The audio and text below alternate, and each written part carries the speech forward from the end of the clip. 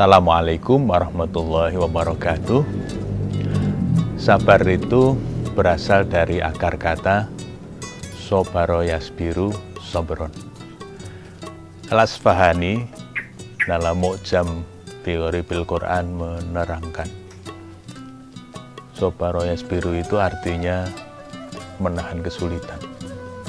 Berarti tahan ketika sedang menghadapi kesulitan. Nah, itu yang namanya sabar. Maka orang yang punya daya tahan lebih ketika menghadapi berbagai kesulitan kehidupan, nah itu orang yang sabar. Sabar ini karena menyangkut perasaan, menyangkut emosi, yang sekarang disebut afeksi. Maka kadang gampang diucapkan tapi susah untuk dilakukan. Karena orang bisa saja mulutnya, ya sabar, saya sabar kok. Tetapi kemudian dia memberikan respon-respon yang tidak menunjukkan bahwa itu ekspresi orang yang sabar. Nah, karena itu harus terus dilatih. Bagaimana menata hati. Karena yang namanya orang tetap tahan ketika menghadapi kesulitan. Kesulitan itu kan biasanya menimbulkan kekecewaan, menimbulkan keluh kesah. Nah, itu yang harus ditata. Maka orang sekarang menyebutnya dengan istilah regulasi emosi. Jadi orang sabar itu orang yang bisa menata hati. Jadi karena dia bisa menata, maka orang ini seperti tidak punya persoalan. Padahal sebetulnya persoalannya banyak yang dihadapi. Cuma karena dia bisa menata hati, maka hatinya ini tetap stabil.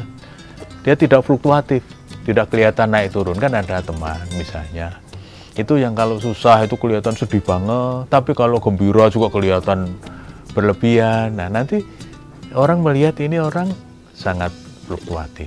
Nah, maka orang yang sabar itu menjadi lebih stabil karena dia bisa mengelola, bisa menata perasaannya sendiri. Ada beberapa hal yang penting saya kira dalam bagaimana kita menata hati. Yang pertama, sebelum ditata kan kita harus mengenali dulu. Itu yang disebut dengan emotional awareness. Kita harus menyadari dulu perasaan yang kita rasakan seperti ini perasaan apa ini? Dan kenapa saya punya perasaan yang seperti ini? Nah, ketika kita punya kemampuan mengenali perasaan kita sendiri, berarti satu tahap kita sudah bagus. Nah, baru kemudian kita naik ke yang kedua, yaitu apa yang sudah kita kenali itu kemudian kita kelola. Misalnya, saya sedih karena waktu pandemi ini kemudian tidak bisa bekerja dengan optimal keluar karena pekerjaannya mengharuskan dia keluar misalnya. Ya itu wajar bahwa dia sedih karena penghasilannya menurun. Nah, dia mengenali itu, saya sedih karena penghasilan saya menurun. Kalau begitu berarti yang harus ditata perasaannya. Pertama, ya itu harus diterima karena ini sedang dalam suasana pandemi. Tentu dalam suasana seperti ini kita tidak bisa seperti pada saat-saat yang normal. Orang yang sudah punya pekerjaan yang mapan saja sekarang ini pada kelimpungan.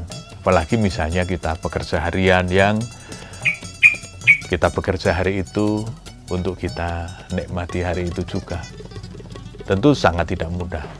Tapi kalau kita menyadari, oh ini memang ya kita sedang prihatin, ya kita prihatin dulu. Atau kemudian pengelolaannya itu dalam bentuk, oh kalau begitu saya harus mencari pekerjaan lain, harus mencari cara lain untuk bekerja supaya kebutuhan ekonomi saya terpenuhi. Ada teman yang menjadi bekerja di salon kecantikan, yang biasanya laris dipanggil ke sana kemari untuk facial, untuk perawatan, dan lain-lain. Tapi dalam situasi yang seperti ini, siapa yang mau ke salon? Siapa yang mau merawat wajah? Kalau merawat perasaan, iya. Tapi kalau merawat wajah, kapan? Nah, tetapi karena dia pintar mengelola perasaannya, hatinya, dia tidak menyerah dengan situasi, tapi kemudian ekspresinya apa? Nah, ini yang ketiga. Selain mengelola, kemudian mengekspresikannya itu juga menjadi tepat. Karena, wah ini saya harus banting setir. Meskipun biasanya dia menjadi pekerja salon, tapi karena situasi seperti ini, ya sudah. Sekarang ini yang orang tetap butuh ya makan. Maka dia jual makanan macam-macam yang diantar. Kalau dulu dia datang ke rumah itu untuk facial, untuk perawatan, orang yang mengundang. Nah sekarang dia datang ke rumah itu untuk mengantarkan makanan. Karena yang dulu facial sekarang pesennya makanan. Nah ini kan sebuah cara untuk menyelesaikan kesulitan dengan cara tadi, regulasi emosi yang bagus sekali. Nah pemirsa, mudah-mudahan puasa ini bisa melatih kita untuk lebih mengendapkan perasaan. Kita coba mengenali perasaan kita sendiri dengan lebih jernih dan kemudian coba kita tata. Setelah kita coba tata dengan baik, mudah-mudahan nanti ekspresi-ekspresi perasaan kita itu menjadi lebih luar biasa. Orang akan melihat kita sebagai orang yang sabar, orang yang bisa menerima apapun keputusan-keputusan Tuhan. Sampai ketemu lagi di lain kesempatan. Assalamualaikum warahmatullahi wabarakatuh.